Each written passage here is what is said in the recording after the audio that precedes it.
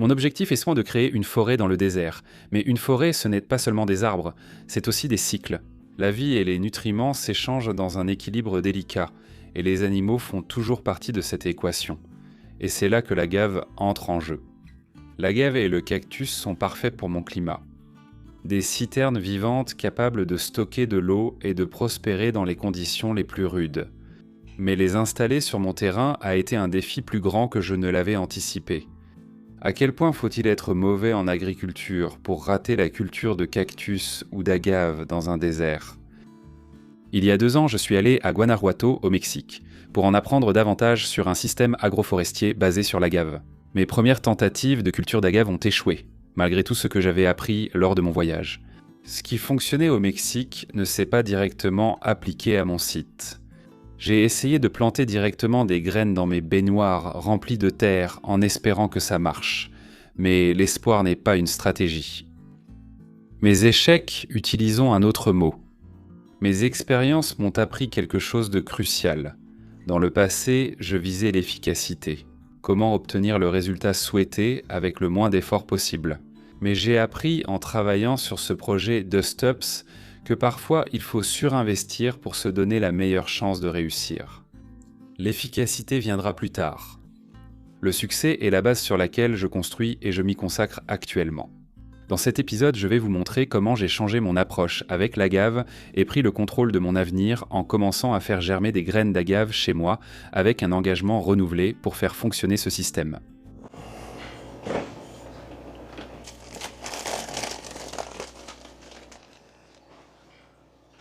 Ce n'est pas bon que le réfrigérateur ait gelé mon compost. Ça abîme vraiment une grande partie. Donc mets-le sur l'étagère du bas. Et il a plu la nuit dernière, donc ces seaux qui traînaient en dehors ont recueilli de l'eau de pluie. Autant l'utiliser, ce n'est pas du compost ordinaire, c'est du compost Johnson Su. Et une partie de la recette consiste à le secouer vigoureusement pendant 90 secondes, et c'est pour extraire autant de microbes que possible du compost. Et ensuite, on va utiliser ça pour enrober les graines d'agave. Je verse l'eau ici. Juste assez pour les enrober.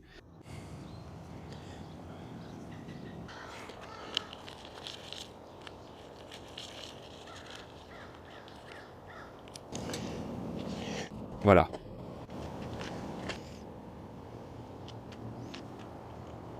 Je vais simplement étaler très délicatement un peu de terre dessus, peut-être 1/4 de pouce.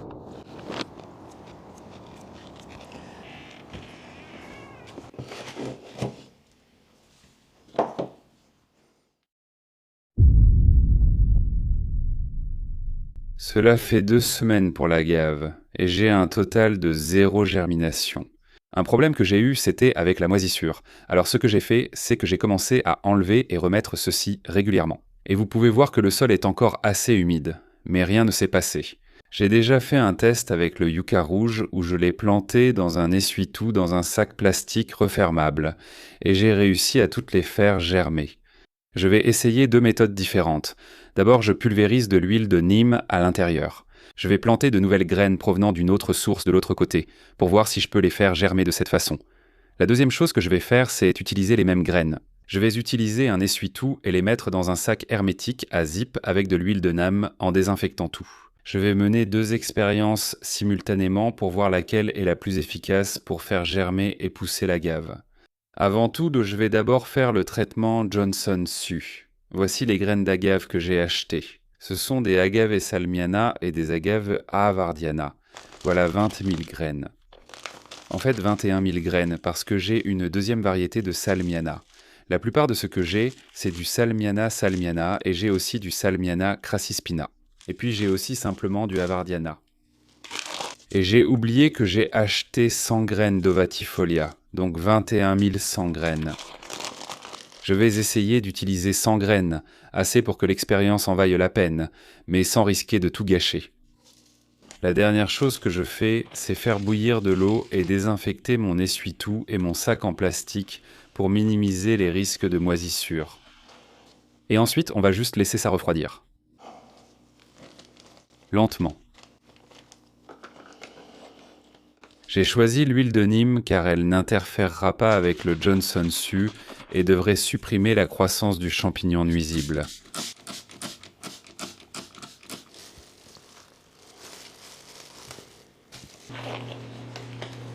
Toutes les graines ont maintenant coulé au fond, ce qui est excellent. Les graines sont tellement plus douces au toucher. J'ai mis l'essuie-tout et le sac au réfrigérateur toute la nuit pour éviter que des champignons ne poussent. Inutile de donner de l'avance aux champignons sur les graines. Et j'ai vraiment bien essoré ça, mais maintenant je dois le démêler.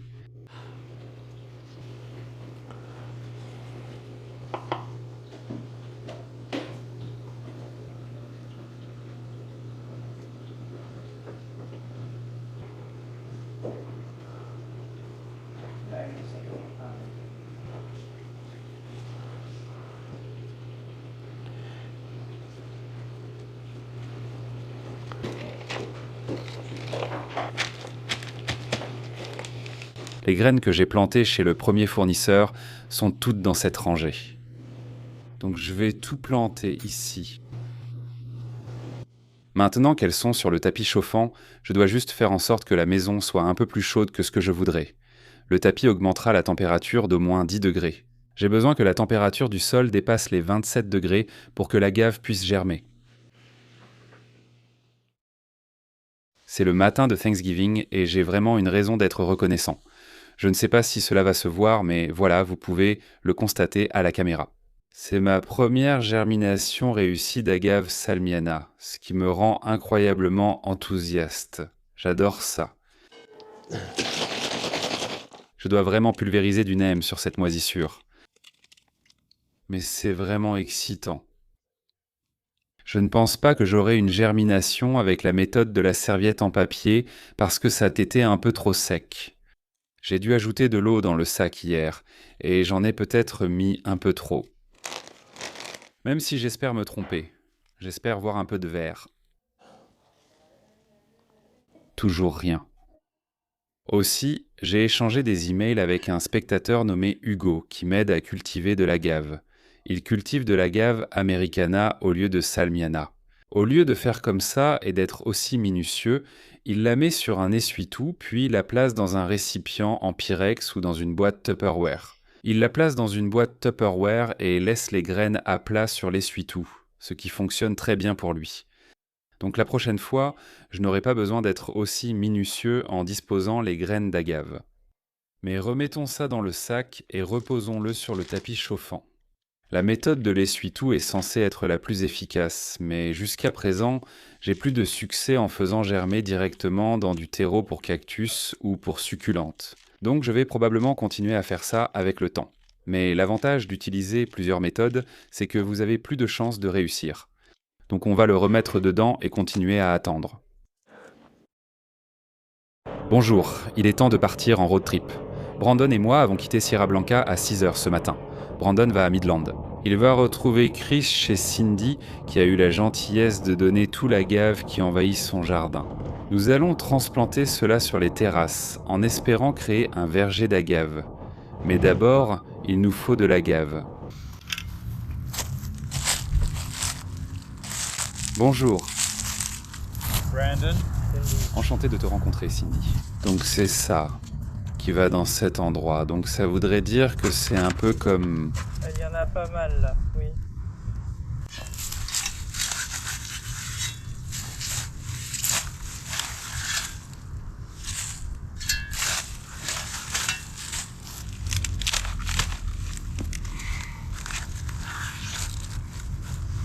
Ce n'est pas ce que j'imaginais.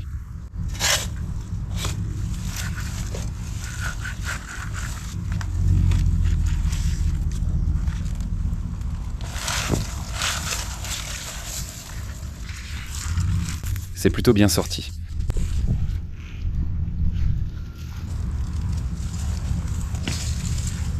Celui-là s'est cassé. Un tout petit. D'accord. Donc tu avais un enfant là-bas? Oui, il était... un gamin cool. Ouais, j'étais là genre, t'as pu venir avec cette Kia? C'est plutôt cool. Il aimerait faire un projet similaire à l'avenir. Et donc je pense qu'il a trouvé cela instructif. Il y avait pas mal de pression accumulée. Ça ne sonnait pas très bien. Non, pas du tout. Je dois repenser ma stratégie ici. Tout ce que nous faisons est nouveau, du moins pour nous. Que ce soit faire pousser la gave à partir de graines ou trouver la meilleure façon de déterrer la gave, aucune de ces choses n'est particulièrement difficile. Cependant, elles sont nouvelles pour nous. Et quand nous faisons quelque chose de nouveau devant la caméra, c'est comme n'importe quelle autre compétence. Il y a une courbe d'apprentissage. La nouvelle compétence que nous développons consiste à trouver comment déterrer la gave sans couper les racines. Je prends un peu d'avance ici parce que, lors de ce road trip, Brandon m'avait déjà déposé à la maison. Nous voulions vraiment planter ces agaves en pleine terre le plus vite possible. Il a fait ce travail seul pendant que j'étais à Fort Worth. Je suis très satisfait de voir qu'il a mis les moyens pour que ces agaves se portent bien. Nous avons récupéré le premier lot d'agaves chez Cindy et nous les avons transplantées sur la terrasse d'origine. Elles vont bien. Même si elles ont commencé à souffrir car nous avons eu une vague de chaleur qui est arrivée très tard à l'automne. Nous avons dû les couvrir avec un voile d'ombrage pour les protéger de la chaleur et du soleil. Brandon, de son propre chef, savait que ces agaves auraient un besoin de plus de soutien que lors de notre première tentative. Je suis ravi de voir à quel point il a été ingénieux en utilisant les ressources locales pour donner à ces agaves les meilleures chances possibles. Je ne lui ai pas demandé de fabriquer du terreau, mais il l'a fait de sa propre initiative. En plus de faire les cercles de pierre et de creuser les trous pour les plants transplantés. Pour avoir un sol bien meuble et souple, avec des nutriments et une capacité de rétention d'eau. Vous remarquerez peut-être que cette terrasse va être très différente de la précédente. Sur la terrasse du bas, j'ai 4 rangées de paillis très rapprochées. C'était parce que je n'avais pas fait la terrasse assez large pour suivre le plan d'origine. Ayant appris de mon erreur, cette nouvelle terrasse mesure au moins 6 mètres de large. Et ce que j'ai fait pour que ça fonctionne, c'est d'ajouter une rangée du système agroforestier syntropique, qui était la forêt désertique. Et ensuite, vous verrez 3 rangées d'agaves. Les agaves sont plantées à 2 mètres d'intervalle, soit environ 6 pieds bons de leurs voisins les plus proches. Quand l'été 2025 arrivera, j'espère vraiment que nous aurons établi des graminées dans l'espace entre tous ces agaves. Cela va aider tout le système en protégeant les agaves du vent et ce sera aussi notre source de paillis pour les jeunes arbres.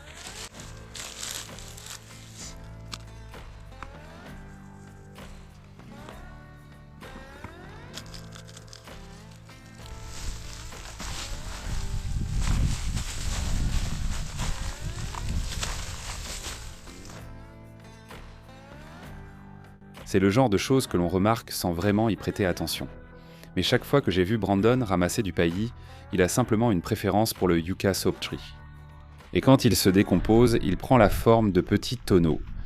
Chaque niveau du tonneau a un anneau avec le yucca qui projette ses feuilles en forme de poignard. Brandon a décidé non seulement de pailler les agaves, mais la taille et la forme du paillis étaient parfaites. L'agave s'insérait à l'intérieur de ces petits tonneaux organiques, ce qui leur offre un abri contre le soleil et le vent. Je ne connaissais pas cette méthode avant que Brandon ne m'envoie ses vidéos et j'étais ravi de le voir créer un tel système de paillage. C'est astucieux et ça a parfaitement du sens dans notre contexte. J'ai fait un saut dans le récit pour rester sur le thème de l'agave, mais on a tiré bien plus de profit de ce road trip. On n'y essaie pas aller juste pour l'agave. La première étape était à Snyder, au Texas, où nous avons rencontré un ingénieur environnemental nommé Casey.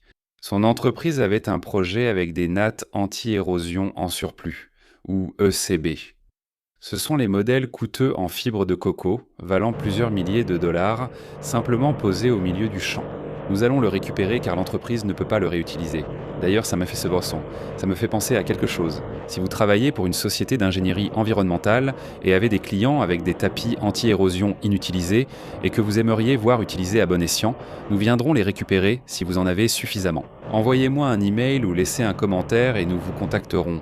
Sur place, Casey expliquera ce que sont les tapis de contrôle de l'érosion et leur utilité contre la poussière. Je te suis, je te suis. Posé il y a environ 2 ans, ça commence déjà à se biodégrader. Mais tout pousse quand même à travers.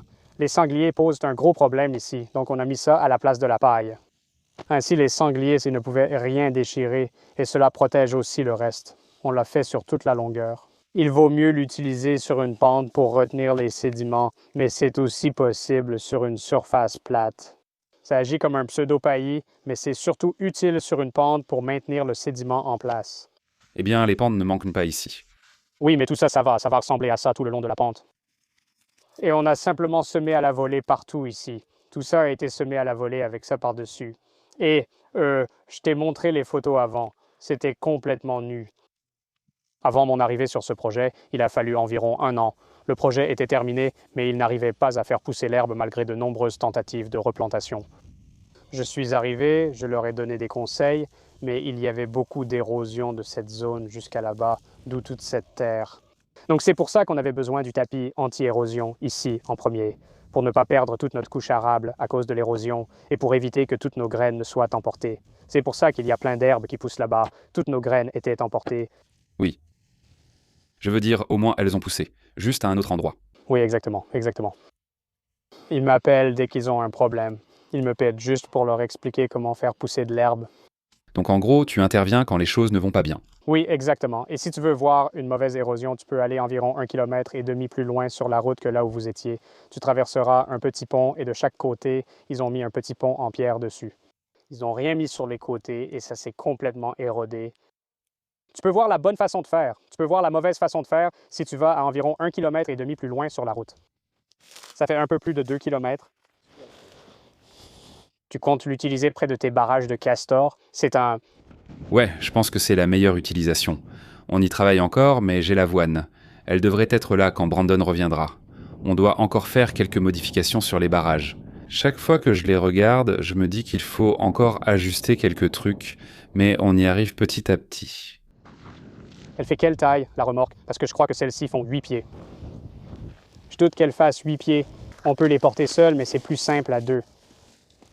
Je mets des gants quand je la mets parce que tu vas avoir cette saleté de coco partout sur toi. Ça va gratter tout le trajet du retour. Je t'enverrai la fiche technique, Sean, pour ça. Je te dirai comment l'installer. Il y a plus d'agrafes juste là-bas si vous en voulez aussi. Ça ne fera pas de mal. Eh bien, je préfère que vous les preniez parce que c'est une chose de moins que j'aurai à venir nettoyer plus tard. Génial. Je suis content de pouvoir aider Casey. Nous allons commencer par le...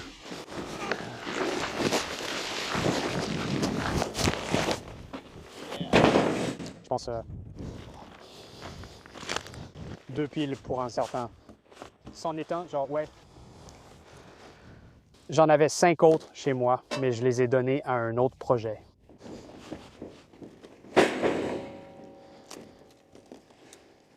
Oui, une seule personne peut les porter car j'ai moi-même chargé celles que tu as prises chez moi. Oui, ce n'est pas ce qu'il y a de plus amusant, mais c'est tout à fait faisable. Je m'occuperai de la mise en place. Oui, c'est juste une vraie galère qui prend du temps.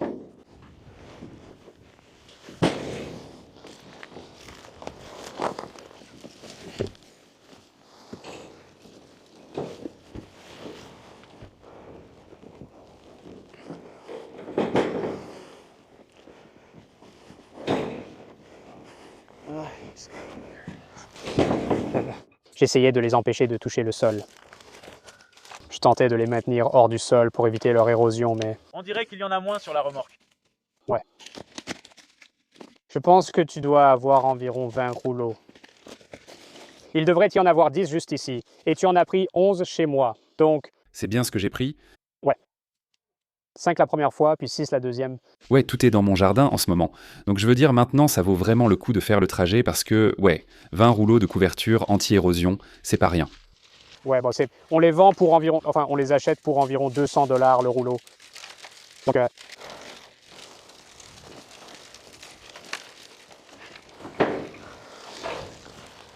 fais attention avec ces agrafes. N'attrape pas le tétanos. Elles sont là depuis un moment. Le cadeau qui n'en finit pas.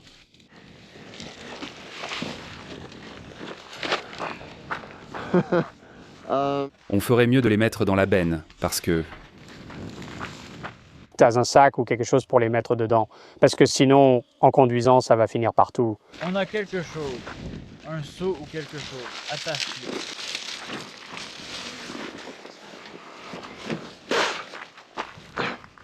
J'ai regardé celui où tu faisais équipe avec l'autre gars et tout le monde critiquait tellement tes petits barrages anti-érosion. J'étais là. Je me disais, mec, franchement, vous allez juste râler et vous plaindre de tout. Ouais, peu importe ce que tu fais. Ouais, Tu pourrais probablement les empiler. Genre, si tu veux, ils rentreront dans la boîte. Est-ce qu'ils sont reliés entre eux ou quelque chose comme ça? Non, je pense qu'ils sont séparés. Regarde si toute la boîte va rentrer. Ce fil-là, on peut attacher les autres et juste les poser dedans. oui, cette boîte est sûrement la pire. Celle-là et celle-ci. Il ne reste presque rien de celle-ci, mais ces deux boîtes peuvent sûrement rester là-dedans. Flotter librement.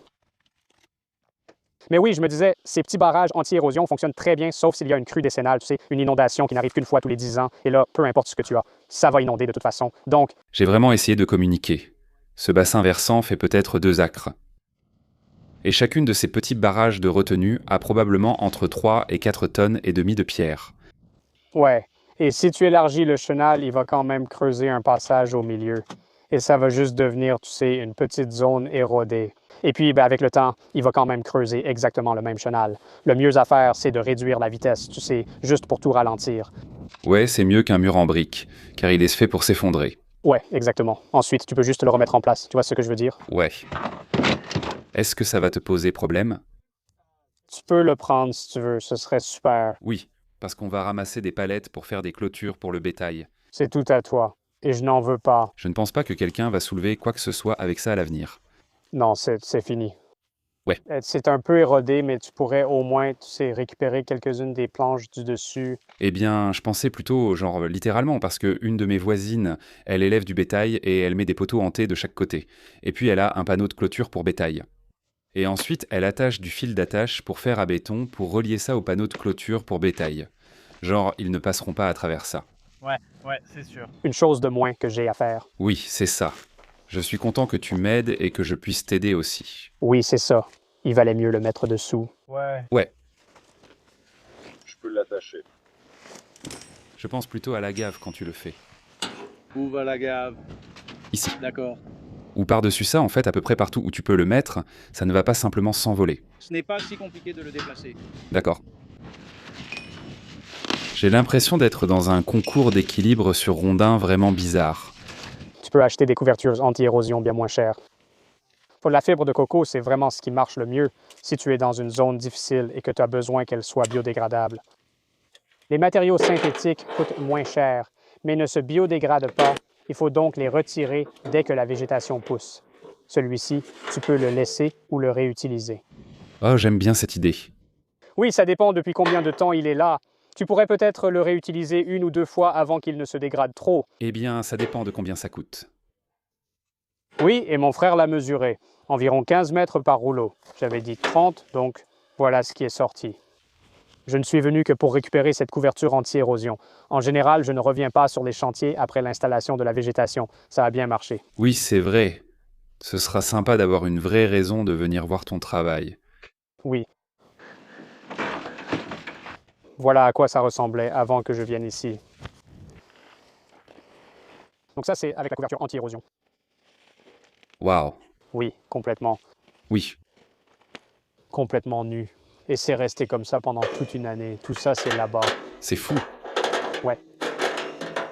Je leur ai demandé de ressemer avec la bonne semence et de poser des couvertures anti-érosion. Et puis, laissez-moi voir. On devrait avoir les dates ici, et ça vous dira combien de temps il a fallu pour que l'herbe commence à pousser.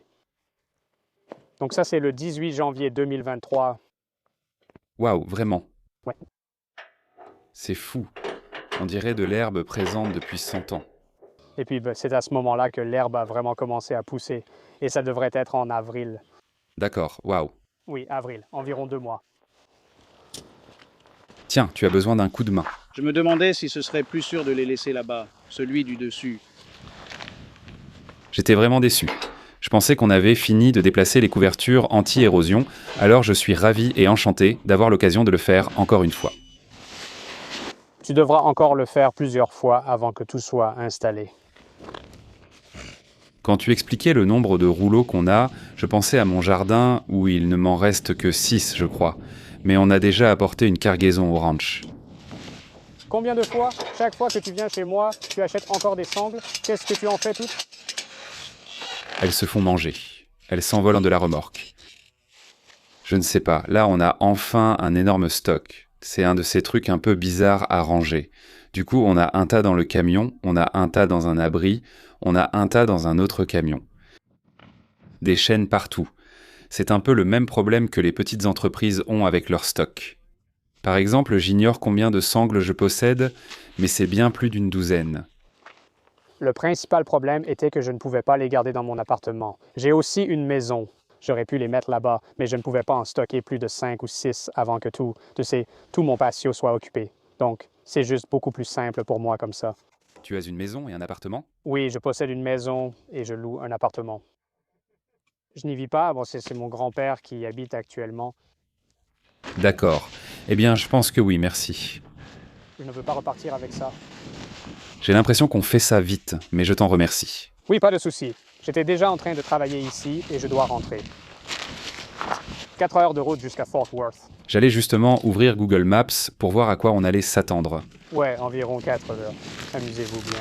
Pareillement, c'était une visite très réussie. J'ai vraiment apprécié faire la connaissance de Casey et apprendre à utiliser les couvertures anti-érosion et les combiner avec le semis à la volée. C'était beaucoup de route, mais tu seras d'accord que ça en valait la peine. Nous avons maintenant tout un tas d'agaves salmiana plantés sur la nouvelle terrasse, en plus de toutes les couvertures anti-érosion que Casey a pu nous fournir. Beaucoup d'événements au ranch ne figurent pas dans les vidéos. Si vous voulez rester au courant de ce qui se passe au ranch de Stubbs, allez sur thestupsranch.com, inscrivez-vous au newsletter et vous resterez informé. Merci d'avoir regardé, à bientôt dans le prochain épisode.